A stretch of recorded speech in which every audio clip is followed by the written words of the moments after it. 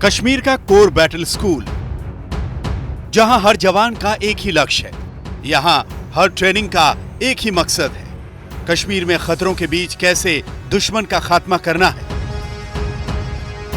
यह सीमा पर दुश्मन और कश्मीर के अंदर आतंक से लड़ाई की वो तैयारी है जो तैयारी कश्मीर में तैनात एक एक जवान करता है।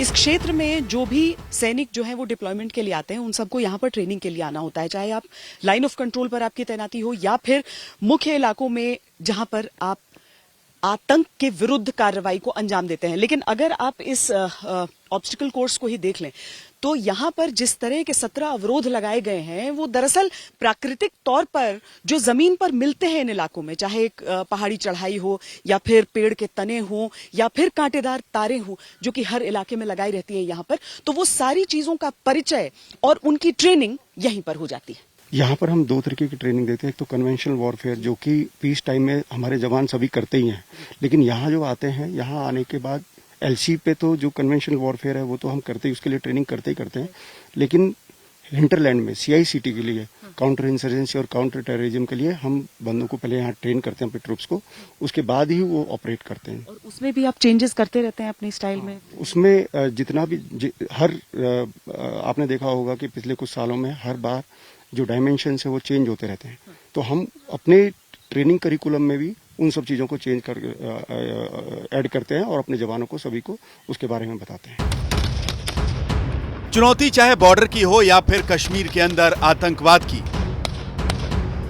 कोर बैटल स्कूल में जवानों के लिए कश्मीर में हर चुनौती से सामना करने की तैयारी होती है। जो भी जवान कश्मीर में तैनाती के लिए आता है उसे कोर बैटल स्कूल में ट्रेनिंग दी जाती है।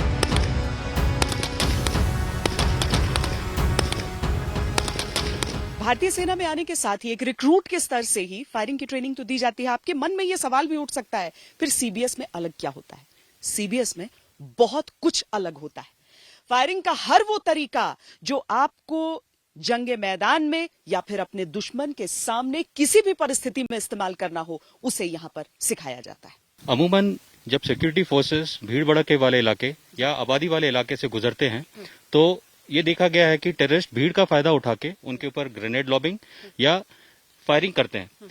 ऐसे समय में एक सिक्योरिटी फोर्सेस किस प्रकार से गाड़ी में से टेररिस्ट को न्यूट्रलाइज करते हैं और आबादी वाले इलाके में किस प्रकार से एक्शन करते हैं, उसी का इस रेंज के ऊपर प्रैक्टिस दिया जाता है। तो ये रिप्रेजेंट क्या कर रहा है? ये अगर हम पीछे के टारगेट्स को देखें, इसमें जो आप नीचे कम्बैट जो टारगेट देख रहे हैं ये एक टेररिस्ट को दर्शाते हैं और ऊपर वाले टारगेट जो ब्लू टारगेट्स हैं ये एक सिविलियन को दर्शाते हैं और उसके साथ जो आपको ब्लैक और रूबी कलर टारगेट दिख रहा है ये आपको एक सिविलियन दर्शाता है। अगर भीड़ के अंदर अगर आपको क्लियर शॉट नहीं मिलता है, टेररिस्ट आपको क्लियरली हथियार के साथ नहीं दिखता है, तो आप उसके ऊपर फायर नहीं खोलते हैं क्योंकि कोलैटरल डैमेज मंजूर नहीं है ऐसी जगह। इसीलिए ये मूविंग टारगेट्स रखे हैं।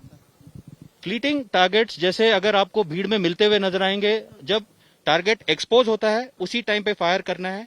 ऐसा नहीं है कि आप भीड़ के अंदर फायर करेंगे या जब टारगेट आपको नहीं दिख रहा है आप फायर नहीं करेंगे। बशीर अहमद भट्ट के घर के अंदर जितने भी सदस्य हैं कृपया करके अपने मकान की खिड़कियां दरवाजे खोल के बाहर आए। आपको सिक्योरिटी फोर्सेस द्वारा चारों तरफ से घेर लिया गया है। कश्मीर में सेना के सामने चुनौतियां बहुत हैं। आतंकवादियों का पता लगाने से लेकर सरेंडर या फिर एनकाउंटर तक जगह जगह खतरे हैं। आतंकवादियों ने भी तरीके बदले हैं। जरूरी ये है कि आम लोगों का कम से कम नुकसान हो, खुद का बचाव भी हो और आतंक का खात्मा भी। ज्यादातर ड्रिल्स हम सर देखते हैं कि बाकी जो सैनिक हैं वो अपने अपने रेजिमेंट्स में भी जब रहते हैं, अपने बटालियंस में रहते हैं, तो वो चीजें सीखते हैं। यहाँ एक्स्ट्रा क्या, जब एक टेररिस्ट को मारने के लिए जा रहे हैं, क्या यहाँ पर ट्रेनिंग का हिस्सा? सबसे इम्पोर्टेंट ये है कि यहाँ पे जो टेररिस्ट है most of them are local.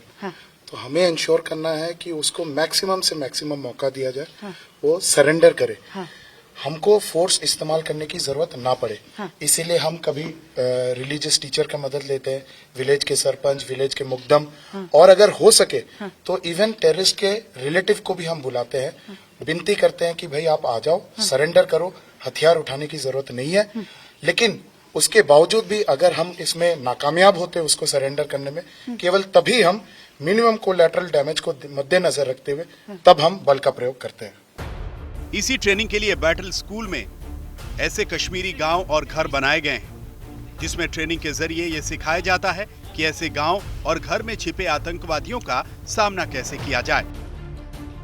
जितने भी टेररिस्ट छुपे हुए हैं आपको सिक्योरिटी फोर्सेस द्वारा सरेंडर करने का मौका दिया जा रहा है। आतंकियों के हाइड आउट कैसे पहचाने जाएं, आतंकवादियों का खात्मा कैसे किया जाए और खुद को कैसे सेफ रखा जाए। लेकिन सबसे ज्यादा फोकस इस बात पर होता है कि सबसे पहले आतंकवादियों को सरेंडर का मौका दिया जाए। बेटा, आपसे विनती की जाती है कि आप ये हथियार वाला रास्ता छोड़ दो। सिक्योरिटी फोर्स आपको सरेंडर करने का एक मौका दे रही है और आपके खिलाफ कोई ज्यादा सख्त कार्रवाई नहीं की जाएगी। आप कृपया करके अपना हथियार एम्युनिशन छोड़ के फौरन ऊपर करके बाहर आए। बैटल स्कूल में इसी तरह की सरेंडर ड्रिल भी होती है।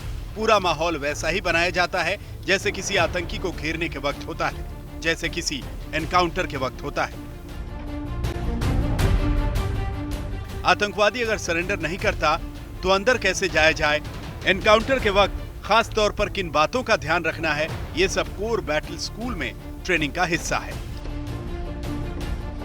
कश्मीर में 90 के दशक के बाद कोर बैटल स्कूल में काउंटर टेररिज्म की ऐसी ट्रेनिंग शुरू हुई। इससे पहले चुनौतियों के बारे में किसी ऑपरेशन के बाद ही पता चलता था। फिर यह तय हुआ कि तैनाती से पहले इस तरह की ट्रेनिंग जरूरी है। हमारे सैनिकों को जिन चीजों का सामना करना पड़ता है वो किसी किताब में नहीं लिखी हुई है। रोज आपके सामने कोई नई चुनौती होती है, किसी नई शक्ल में होती है। आपको उसका सामना अपनी सूझबूझ से तो वहां करना है, लेकिन उसके लिए ट्रेनिंग क्या है, उसके लिए प्रशिक्षण क्या है, वो ये जगह यानी कोर बैटल स्कूल में ये हमारे सैनिक पूरे प्रशिक्षण के साथ जाते हैं अपनी तैनाती के लिए, चाहे फिर वो सरहदों की रक्षा हो या फिर किसी गांव में, किसी कस्बे में किसी आतंकवादी की मौजूदगी। कैमरा पर्सन सत्या और हितेश कुमार के साथ श्वेता सिंह, क्रू।